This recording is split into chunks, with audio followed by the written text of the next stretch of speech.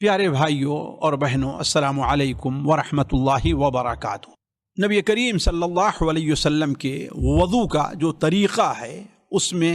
بعض چیزوں کو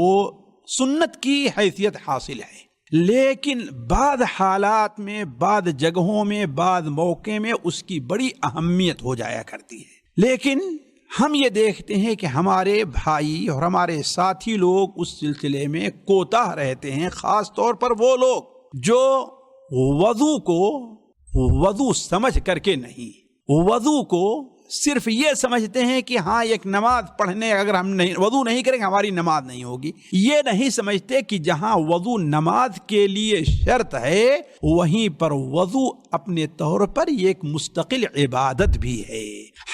یہ بھی انسان کے لیے بڑے ثواب اور اجر کی بات ہے کہ وہ برابر باوضو رہے، سونے جائے تو وضو رہے، کہیں باہر نکلے تو باوضو رہے، اور اگر اسی حالت میں اس کا انتقال ہوتا ہے تو یہ اس کے لیے اجر کا سبب ہے۔ تو لیکن میں جو یہاں پر بات یہ کہہ رہا تھا کہ بہت سے لوگ وضو جو حقیقی ہے وہ سمجھ کر نہیں کرتے، جس کی وجہ سے بعض سنتوں کے اندر کوتاہی رہتے ہیں۔ نبی کریم صلی اللہ علیہ وسلم کی ایک سنت وضو کی جو یہ ہے وہ ہاتھوں کی انگلیوں اور پیروں کی انگلیوں کے درمیان خلال کرنا ہے۔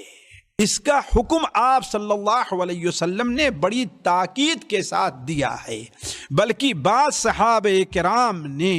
تو آپ صلی اللہ علیہ وسلم سے اس کے ترک پر وعید نقل کی ہے۔ وجہ اس کی یہ ہے کہ بعض علاقے جہاں پر خشک ہوتے ہیں، بعض لوگ جن کے جسم کے اندر خشکی رہتی ہے اور ان کی انگلیاں بالاخص پیر کی انگلیاں ایک دوسرے کے ساتھ بالکل ملی رہتی ہیں اور وہ لوگ جلد بازی میں رہتے ہیں، جیسا کہ یہ چیز مشاہدے میں ہے۔ میں ایک بار جو ہے کسی صاحب کے بغل میں نماز پڑھ رہا تھا، آج سے بہت دن پہلے کی بات ہے، میرے بغل میں کھڑے ہوئے اور دیکھا کہ ان کے ایسی ہی جگہوں میں ان کی خشکی رہ گئی ہے، تو ہم نے اشارہ کیا اور وہ گئے دوبارہ وضو کر کے آئے۔ تو کہنے کا مطلب یہ ہے کہ بعض لوگ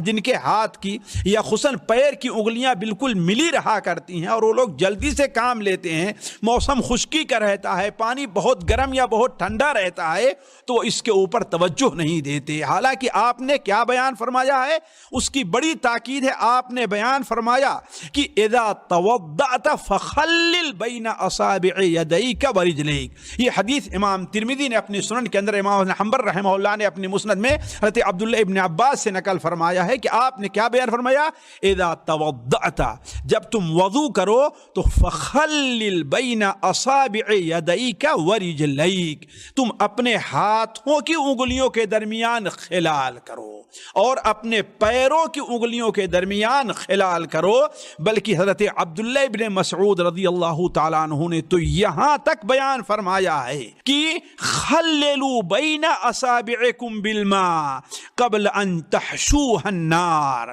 تم اپنے انگلیوں کے درمیان جو ہے اس کو خلال کرو پانی سے، پانی لگا کر کے، کہیں ایسا نہ ہو کہ اللہ تبارک و تعالی اسے آگ سے بھرے۔ کیوں؟ اس لیے کہ آپ نے وضو کیا اور وضو کا پانی وہاں تک نہیں پہنچا، تو گویا آپ نے نماز ہی نہیں پڑھی، اور جب آپ نے نماز نہیں پڑھی تو آپ گویا آگ میں جانے کے مستحق ٹھہرے۔ تو کہنے کا مطلب یہ ہے کہ یہ بڑی اہم سنت ہے جس کے بارے میں میں دیکھتا ہوں کہ لوگ کوتاہی کرتے ہیں، حالانکہ خود سنن ابو داؤد وغیرہ میں نبی صلی اللہ علیہ وسلم کا اپنا معمول ہے۔ راوی بیان کرتے ہیں کہ اللہ کے رسول سے